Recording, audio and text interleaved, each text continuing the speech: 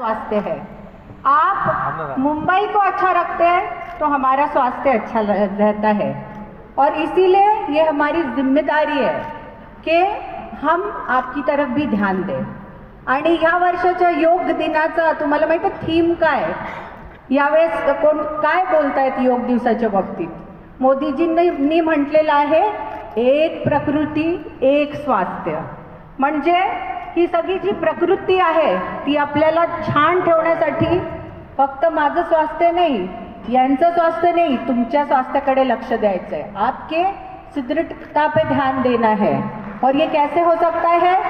सिर्फ योग दिन पे योग नहीं करना है, योग दिन पे योग का रिवीजन करना है, सीखना है नई चीज़ें और उसको हर रोज सुबह या शाम जैसे आपको समय मिलता है चटाई बिछा के इसको प्रैक्टिस करना है। योग एक जीवन शैली है।